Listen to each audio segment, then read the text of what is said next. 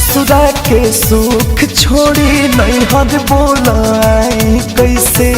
दिनवा तो कटे सखी रतिया बिताई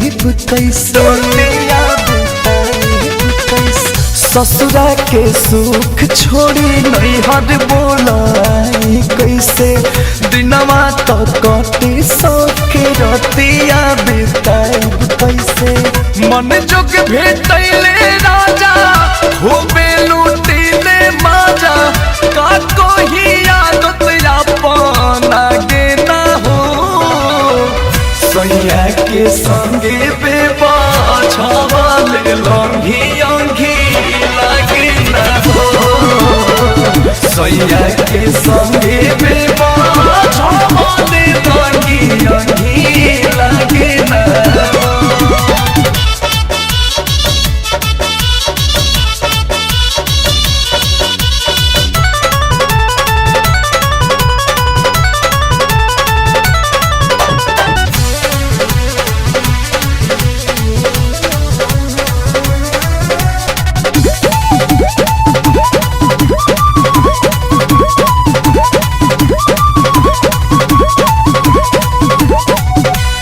दिनों में बोलमुआ जोरे हो लागिला देहर गारे एको मिनट सखी सैया के हो छोड़े के मन न करे छोड़े के मन न दिनों में बोलमुआ जोरे हो लागिला देहर गारे एको मिनट सखी सैया के हो छोड़े के मन न करे सखी नहीं खूनो जाना लागल अब उनकर यादत बोलो कोई के कर क्रिया खाके ना हो सैया के संगे बेबा छावाले लंघी अंघी लागे ना हो सैया के संगे बेबा छावाले लंघी अंघी लागे ना हो।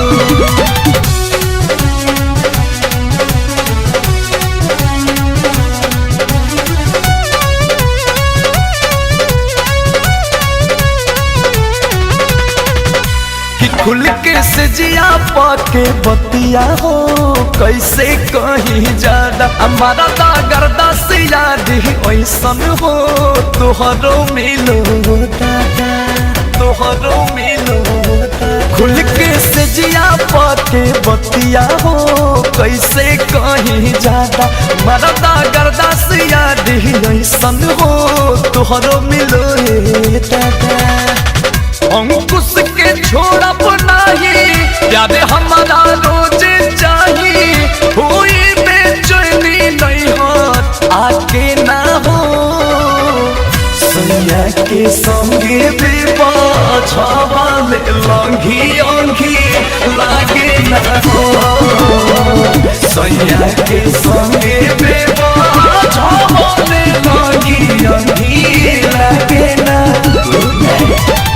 ससुरा के सुख छोड़ी नैहर बोलाई कैसे